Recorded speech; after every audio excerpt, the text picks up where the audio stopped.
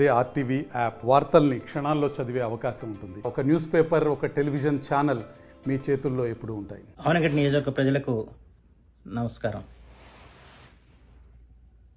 తానొకటి తెలిస్తే దైవం ఒకటి తెలిచాడన్న సంధాన ఇవాళ మన రైతాంగ పరిస్థితి ఉంది.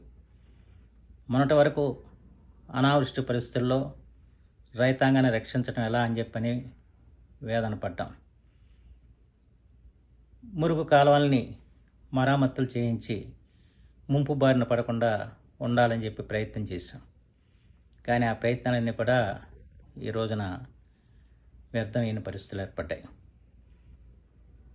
ప్రత్యేకించి భారీ వర్షాలు కురవటం, దానికి తోడు పెద్ద ఎత్తున వరద కూడా రావటం వాళ్ళ రైతాంగాన్ని తీవ్రంగా నష్టపరిచిన పరిస్థితి ఏర్పడింది.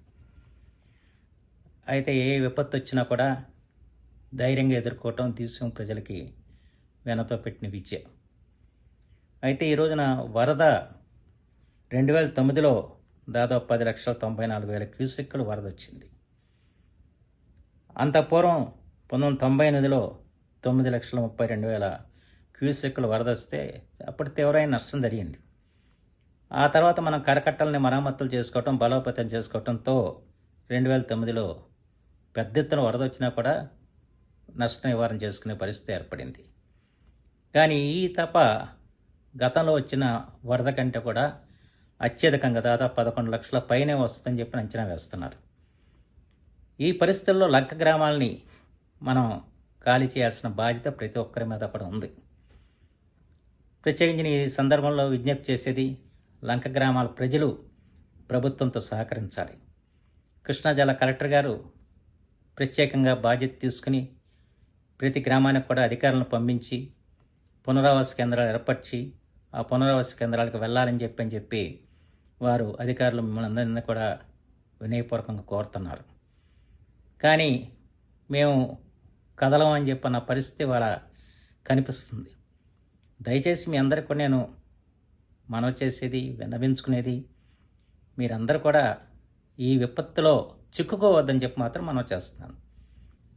మీరు ఊళ్ళు ఖాళీ చేయకపోతే రేపొద్దున మీ ఊళ్ళకు వచ్చి మీకు సహాయం అందించడం, మీకు కావాల్సిన ఏర్పాట్లు చేయటం అనేది ప్రభుత్వానికి సాధ్యం కాని విషయం అవుతుంది. గతంలో మనం అనేక పర్యాలు చూసాం. గతంలో నేను దక్షిణ చెరువులంకలో 2019లో అప్పుడు వచ్చినప్పుడు వరదలకు మునిగిపోయినప్పుడు చాలామంది గ్రామం వదిలి రాలా. కానీ వాళ్ళ దగ్గరికి వెళ్ళాలంటే మాకు అధికార యంత్రాంగానే చాలా కష్టమైన పరిస్థితి వచ్చింది. చెట్ల మీద ఉన్నారు చాలామంది. ఏమంటే మేము పశువులు ఉన్నాయి, అవి ఉన్నాయి, మేము వదిలి రామని చెప్పి మండికేసి ఉన్నారు. అలాంటి వారికి మళ్ళీ మేము ఏదైనా సహాయం చేయాలి అంటే సాధ్యమే పరిస్థితి కాదు. తిండి తిప్పలు కూడా ఉన్న పరిస్థితి ఏర్పడుద్ది. అంతే ప్రభుత్వ పరంగా మళ్ళీ మీకు అండగా నిలిచే అవకాశం ఉండదు. అంచేది ఈ పరిస్థితులను కూడా మీరు గమనించాల్సిన అవసరం అంతేనా ఉంది. ప్రభుత్వానికి సహకరించాల్సిన బాధ్యత ప్రతి ఒక్కరి మీద ఉందని చెప్పి మాత్రం ఈ సందర్భంలో మనం చేస్తున్నాను. అంచేత నేను ఏ అయితే ముంపు గురయ్యే గ్రామాలు ఉన్నాయో ఆ గ్రామాల ప్రజలు వెనువెంటనే ఆ గ్రామాలను వదిలి సురక్షిత ప్రాంతాలకు రావాల్సిన అవసరం ఉంది. ప్రభుత్వం పునరావాస కేంద్రాలు ఏర్పరిచి వారికి కావాల్సిన భోజన వసతి సదుపాయాలన్నీ కూడా ఏర్పరుస్తుంది.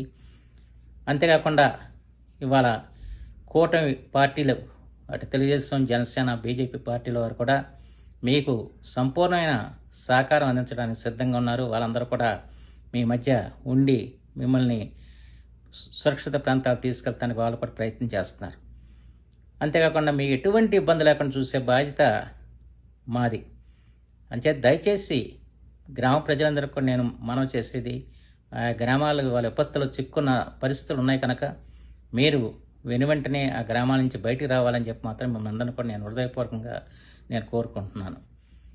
నేను ప్రస్తుతం ఈ పరిస్థితుల్లో మీ మధ్య లేకపోవడం నాకు చాలా బాధగా ఉంది. ఎందుకంటే అమెరికా పర్యటనకు రావటం, ఈ లోపల ఊహించని రీతిలో ఈ విపత్తు రావటం జరిగింది. మళ్ళీ నేను కూడా పర్యటన తగ్గించుకుని రావాలని చెప్పిన ప్రయత్నంలో ఉన్నాను. ఇప్పుడు మా అబ్బాయి వెంకట్రామ్ కూడా ప్రతి గ్రామం కూడా వచ్చి తిరుగుతున్నాడు, మీ మధ్య ఉంటున్నాడు. అంచేత మీరందరూ దయచేసి సహకరించండి. సహకరించి సురక్షిత ప్రాంతాలకు మీరు తరలి రండి. మీకు కావాల్సిన సౌకర్యాలన్నీ కూడా కల్పించే దాంట్లో మేము ప్రయత్నం చేస్తాం. నేను అమెరికాలో ఉన్నప్పటికీ కూడా ఎప్పటికప్పుడు అధికారులతో మాట్లాడుతున్నా. కలెక్టర్ గారు ఎప్పటికప్పుడు విషయాలు ఆయన కూడా తెలియజేస్తున్నారు. అలాగే సంబంధిత అధికారులకు కూడా చెప్పడం జరుగుతుంది. అంచేత పోలీసుల చేత అధికారుల చేత బలంతో పెట్టి వచ్చే కంటే కూడా మీరు స్వచ్ఛందంగా రావటం చాలా మంచి పని. అంచేత దయచేసి అందరూ కూడా స్వచ్ఛందంగా మీరు బయటికి రండి, సహకరించండి, ఈ విపత్తు నుంచి బయటపడండి అని చెప్పి మాత్రం మిమ్మల్ని అందరినీ కూడా సామాన్యంగా కోరుకుంటూ మీ సహకారం ఉండాలని చెప్పి మళ్ళీ మనసారా ఆకాంక్షిస్తూ సెలవు తీసుకున్నాను. నమస్కారం. మరిన్ని వీడియోస్ కోసం ఛానల్ ని సబ్స్క్రైబ్ చేయండి, లేటెస్ట్ అప్డేట్స్ కోసం వాట్సాప్ ఛానల్ ని ఫాలో చేయండి అండ్ లింక్ డిస్క్రిప్షన్ లో ఉంది.